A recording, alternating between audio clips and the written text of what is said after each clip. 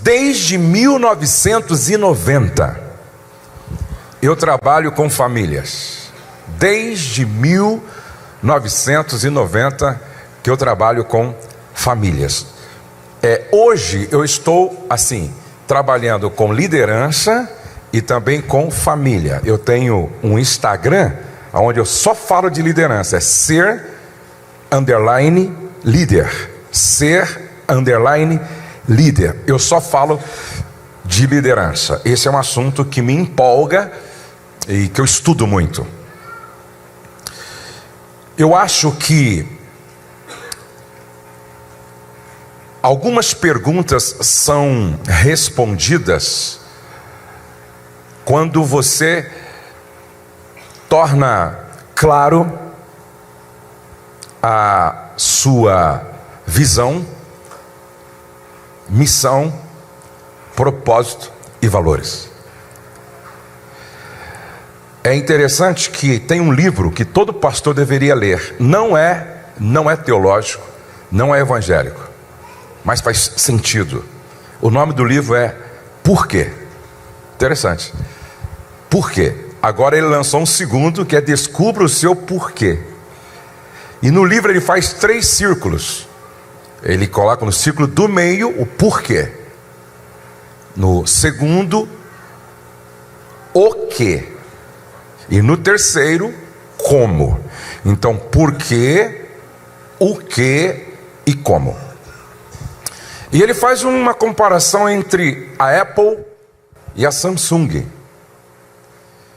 E ele fala que a Apple está indo muito mais longe do que a Samsung, por uma razão. Porque a Samsung trabalha a partir do como. A Apple trabalha a partir do porquê. Então, o porquê tem a ver com o propósito. Eu faço mentoria com pastores de diversos lugares no Brasil. E um dia um desses pastores estava sentado na minha sala, diante de mim, compartilhando suas dores e revelando o início de um processo depressivo. E eu fiz uma pergunta para ele: você já descobriu o seu propósito de vida? Você já descobriu sua ideia central permanente? Você já descobriu sua missão? Ele disse: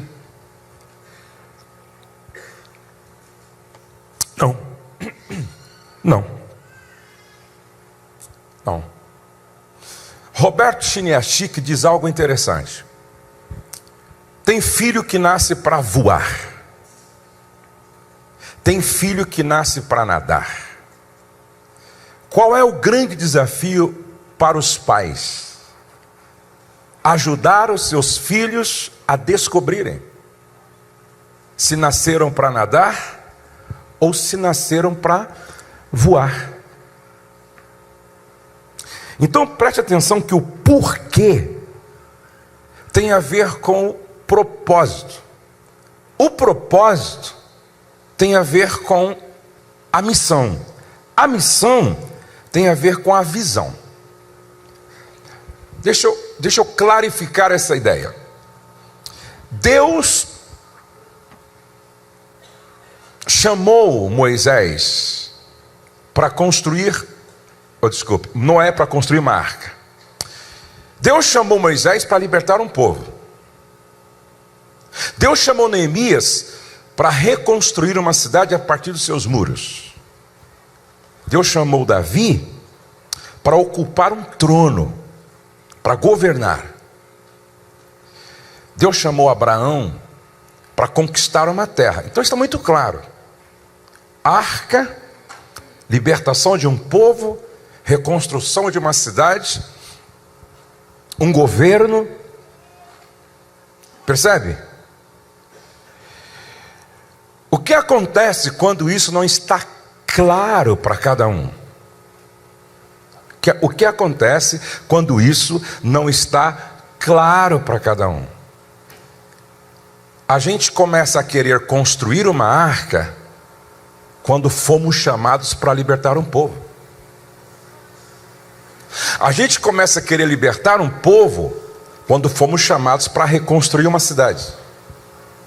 A gente começa a querer reconstruir uma cidade quando fomos chamados para governar. Preste atenção que cada um de nós nascemos com um propósito. E Maios dizia o seguinte: nem a morte é pior do que uma vida sem propósito. A frase célebre de Martin Luther King: eu tenho um sonho. Eu tenho um sonho. Agora a pergunta que fica é: quantos de nós pode afirmar com muita clareza assim, com muita certeza e convicção: eu tenho um sonho? É interessante que Davi orava assim: uma coisa pedi ao Senhor e esta buscarei. Não foram 10 coisas, 20 coisas, e o que ele pediu ao Senhor tinha tudo a ver com o seu propósito de vida. O grande problema é que quando eu não tenho certeza para que eu nasci ministerialmente, para que eu fui chamado, qual é a minha vocação, qual é o meu propósito, qual é a minha missão, qual é a visão, qual é o sonho, eu caminho meio que sem direção. Porque o que deve me consumir é aquilo para o qual eu fui chamado. Eu acredito que Noé passou a vida falando de arca.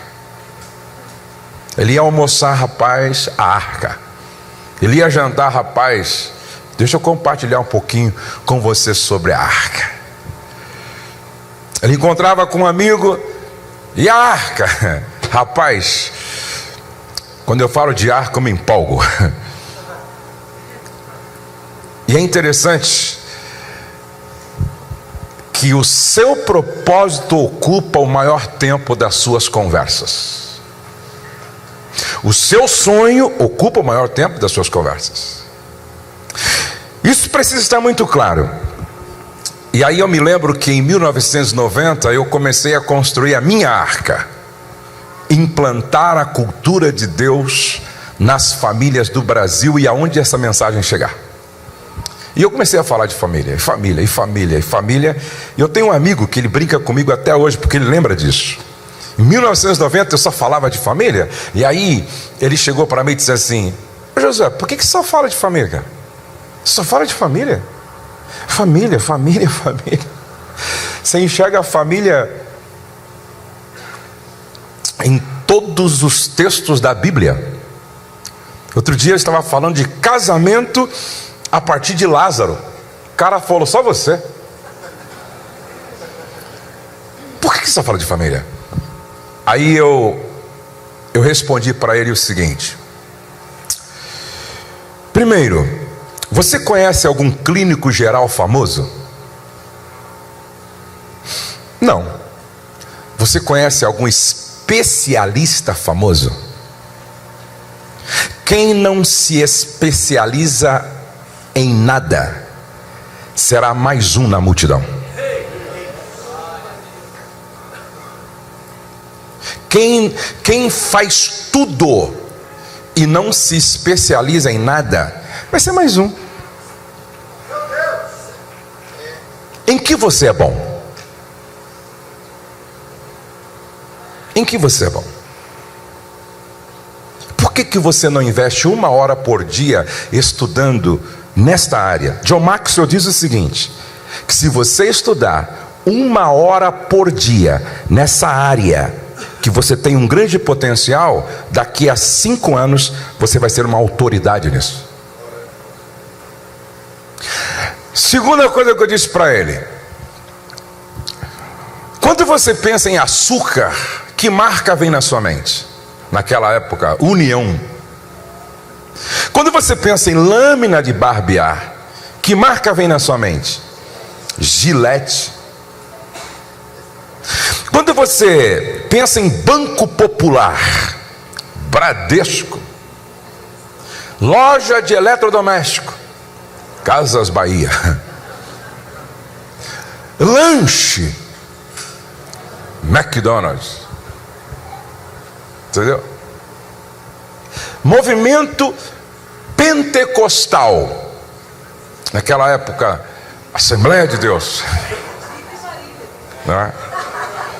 Naquela época acho que não era ainda, não é? E aí eu fui perguntando para ele. Eu disse, então, um dia no Brasil, quando falarem assim, Josué Gonçalves, vão lembrar de família. Quando falar família, vão dizer, chama o Josué Gonçalves. Quem não sabe aonde quer chegar, qualquer lugar que chegar serve. Eita Deus! Onde você quer chegar? Isso tem a ver com o seu propósito de vida. Por isso hoje eu vou falar de família para vocês. 1 Timóteo capítulo 3, verso 4 e 5 diz assim: que governe bem a sua própria casa, tendo seus filhos em sujeição,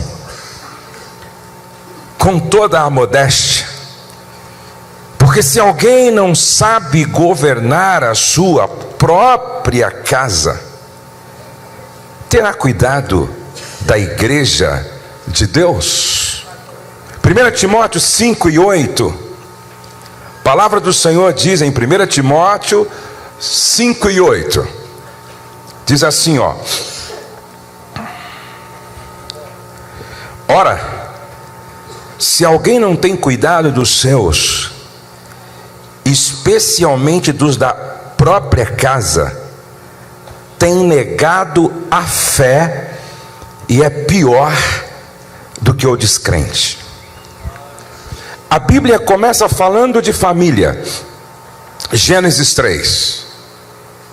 O Velho Testamento termina falando sobre família, Malaquias 4 e 6. Ele converterá o coração dos pais aos filhos e o coração dos filhos aos seus pais. Jesus começou o seu ministério público em uma festa de casamento. João 2, uma das parábolas que é uma fonte inesgotável de lições para a família, parábola do filho pródigo. Jesus começa o seu ministério envolvido com família, casamento. Uma das parábolas mais conhecidas que ele conta é sobre família. O apóstolo Paulo, apesar de não falar da sua família, ele dedicou boa parte das suas epístolas tratando sobre família. Agora, preste atenção, por favor, nisso. Olha, o adultério desprotege sexualmente a vida dos filhos, deixando-os suscetíveis a diversas possibilidades de perseguições e abusos. O abuso de um filho ou filha quase sempre está associado a um adultério dos pais.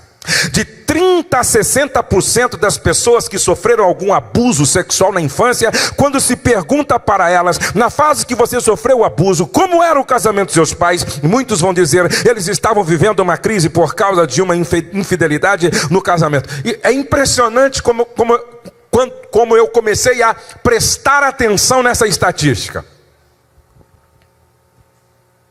Se não olha para a história de Davi, capítulo 12, Davi peca, não é?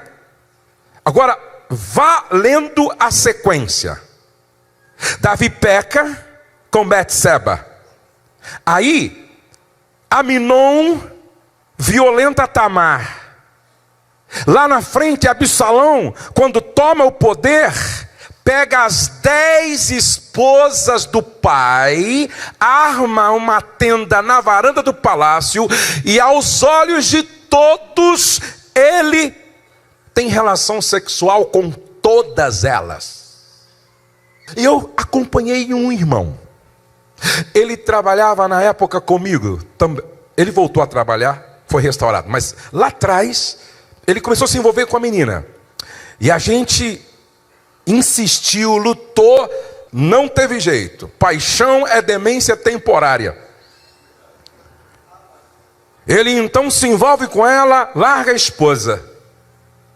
Larga a esposa, vive uma vida promíscua. De repente surge uma situação de abuso na cidade, através de um pastor que se dizia profeta e que usava essa coisa da profecia para seduzir adolescentes que praticavam sexo oral com ele. Sabe quem estava lá? No meio? A filha desse rapaz que havia se envolvido com uma outra pessoa, adulterando contra a esposa. O filho dele não tem mais do que 19 anos. Na cidade, já engravidou 2 meninas novas. Percebe? Ah, se as pessoas parassem um pouco para repensar no preço tão alto que custará isso. Quinta ferida: o adultério de um expõe o outro cônjuge, vítima da traição, na mesma situação. Ou seja, muitas vezes quando eu trato um caso em que a mulher adulterou, o homem diz: eu adulterei primeiro. Muitas vezes. Sexta ferida: o adultério afeta diretamente a vida financeira da família. O dinheiro começa a ser desviado para a imoralidade. Sétima ferida: o adultério implica também no princípio ativo do escândalo e da decepção. Todo adúltero invariavelmente terá de enfrentar um tempo de exposição, de apedrejamento mais cedo ou mais tarde. Davi, quando estava fugindo do palácio, porque se ele fica no palácio, ele morre. Ou foge, ou morre. Ele preferiu fugir.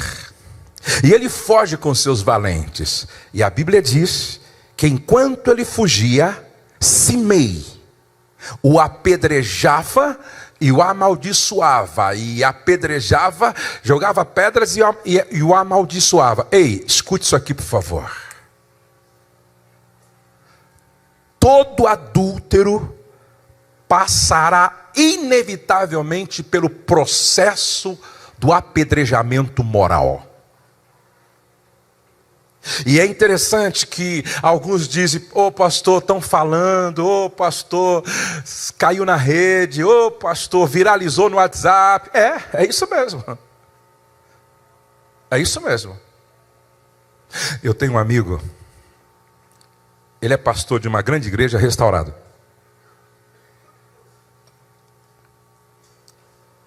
Eu conversei um pouco com ele sobre as consequências do seu erro. Ele me disse: eu fiquei 4 meses sem coragem de sair de casa. E quando eu comecei a sair de casa, eu era parado na rua. Chegava um membro da igreja e colocava o dedo no meu rosto. Mentiroso, adúltero, que vergonha. Ele disse: pastor Josué, o que eu passei, eu não desejo para o meu pior inimigo. Ah, se as pessoas parassem um pouco para calcular o impacto de uma decisão tão estúpida, elas não tomariam essa decisão. Agora é interessante que um dos homens, um dos valentes de Davi, disse assim para ele: Davi, quem que Simei pensa que é? Deixa comigo que eu arranco a cabeça dele, Davi. Quem que ele pensa que é? Deixa comigo que eu arranco a cabeça dele.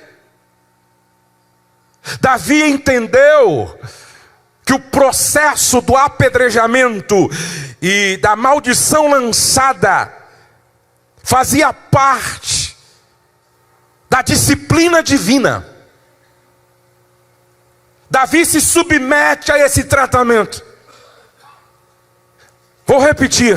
Davi se submete a esse tratamento divino. Olha o que ele responde para o seu valente: deixa-o que amaldiçoe, porque o Senhor lhe disse. Em outras palavras, Deus está por detrás disso. Deus está me corrigindo. Deus está me tratando. Deus está me disciplinando. E eu me submeto a esse tratamento divino. Eu vou pagar o preço do meu erro. A pergunta que fica é: quando começa o processo de cura?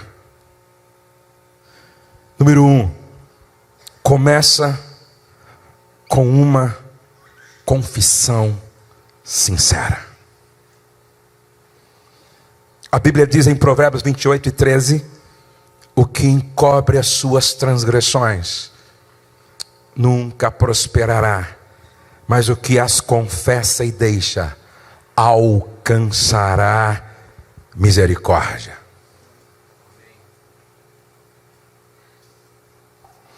Quando não se confessa, isso funciona como uma arma dormente enterrada. Está lá, qualquer hora explode. O diabo sabe a hora de ativar isso na vida de um pastor. Se não preste atenção, a Bíblia diz: mas se andarmos na luz, como Ele na luz está, temos comunhão uns com os outros, e o sangue de Jesus Cristo, seu Filho, nos purifica de todo pecado. Agora preste atenção, comunhão e o sangue purificando vem depois de andar na luz. Ou seja, trevas é a área de jurisdição de Satanás. O poder do sangue de Jesus, ou seja, o sangue de Jesus não opera nas trevas. Deus não quebra leis. O mundo espiritual trabalha a partir de legalidade. Trevas, mentira, trevas, área de jurisdição de Satanás. Luz é onde Deus opera. Luz é onde o sangue de Jesus Cristo nos purifica de todo pecado.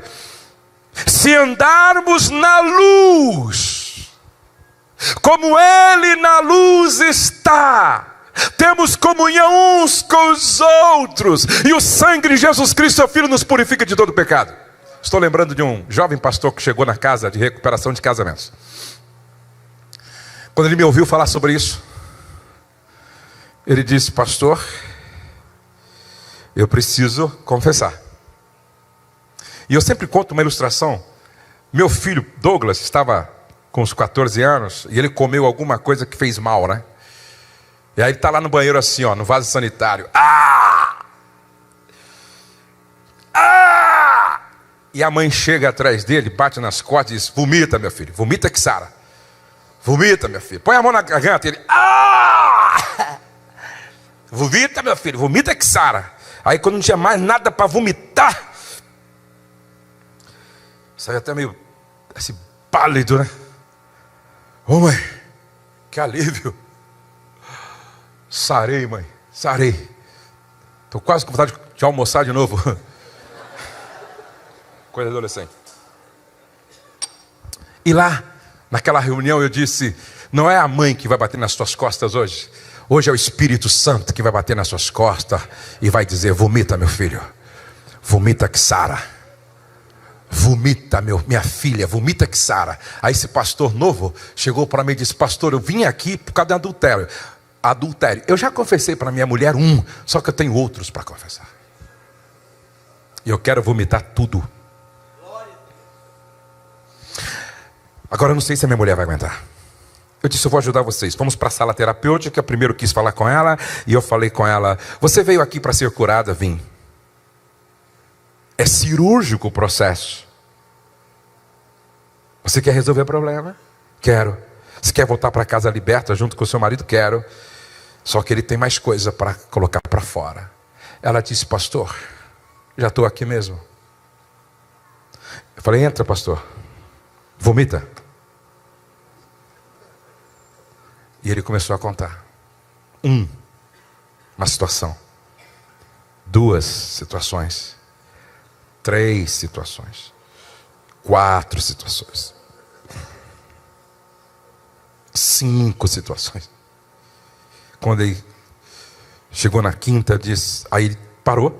Falei, aí, mais nada para pôr para fora, irmão? Aquele que confessa e deixa, se andarmos na luz. Ele disse, só tem mais um caso, pastor. Não fui para a cama com essa pessoa. O nome dela é tal. A gente falou muita bobagem no WhatsApp. E aí? Mais nada, irmão? Ele disse, não, pastor. Já vomitei tudo. Estou me sentindo podre. Ah, se eu pudesse abrir um buraco e desaparecer, pastor, que vergonha. Olhei para ela, ela disse, eu sei que você vai falar de perdão para mim, né, pastor? Eu sei. Pastor, beleza, depois a gente conversa. O senhor dá licença. Eu vou para o quarto. Eu preciso digerir esse golpe. Assimilar esse golpe. E assim começou o processo de restauração daquele querido. No final termina o que aconteceu. O arrependimento daquele que confessa deve ser mais escandaloso do que o seu pecado. O arrependimento daquele que confessa tem que ser mais escandaloso que o seu pecado. Salmo 51, 4-6. Mas foi a ti que ofendi, e viste tudo. Sabes a extensão da minha maldade. Tem todos os fatos diante de ti. O que decidires a meu respeito será justo. Andei desgarrado de ti por muito tempo. Eu estava no erro já antes de nascer. O que desejas é a verdade. O que desejas é a verdade. O que desejas é a verdade. O que desejas é a verdade. De dentro para fora, entra em mim. Então, e concede uma vida nova e verdadeira. Enquanto a nossa reputação falar mais alto do que a humilhação, a gente não chegará a lugar nenhum. Enquanto a nossa reputação falar mais alto do que a humilhação, a gente não chegará a lugar nenhum. Por causa da humilhação e quebrantamento, Deus revogou a sentença de morte que estava sobre ele e disse, você não vai morrer. Escutem, tem muitos líderes na igreja hoje debaixo de uma sentença de morte por causa de um adultério.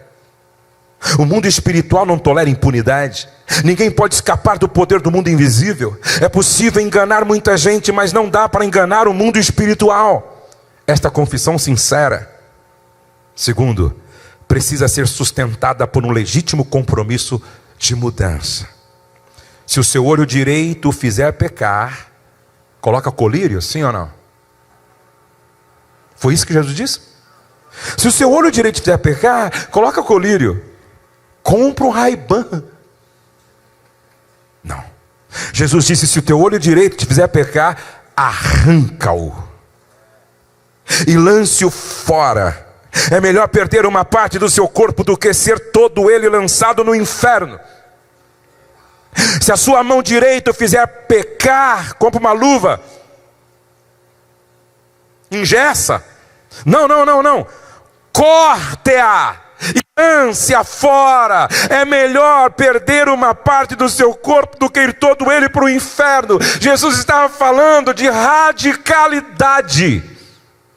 Jesus estava falando de ser radical como Paulo. Antes eu esmurro o meu corpo e o reduzo à servidão, para que pregando eu aos outros, eu mesmo não venha no final ser reprovado. Disse para uma irmã outro dia, ô irmã, me segue aí no Facebook, porque eu posto mensagem todo dia. Ela disse, eu não tenho, pastor, há 2 anos. Por quê? Era o meu olho direito, eu arranquei. Aí cheguei para um irmão e disse, manda uma mensagem para mim do WhatsApp. No WhatsApp, eu falei, não tenho, pastor. Eu disse, por quê? Porque era o meu olho direito, eu arranquei ele. Uma irmã ligou para mim e disse assim, pastor Josué, eu lá na empresa tenho supervisor que está tentando me seduzir, e e ele me traz chocolate, me traz presente, me levou para almoçar outro dia com ele, e eu confesso que eu estou gostando do jogo da sedução, porque ele faz comigo o que meu marido não faz. O que o senhor acha que eu tenho que fazer?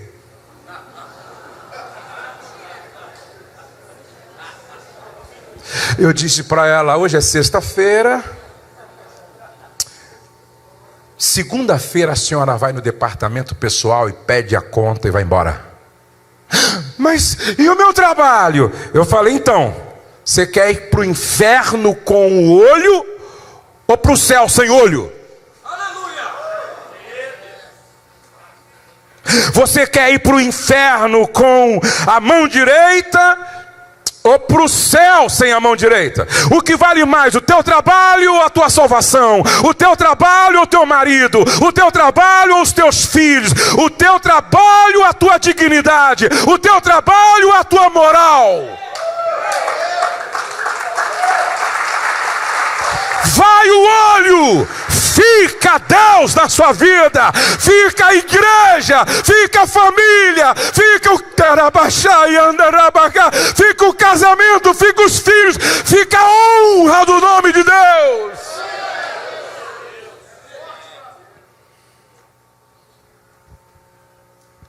Eu vou terminar.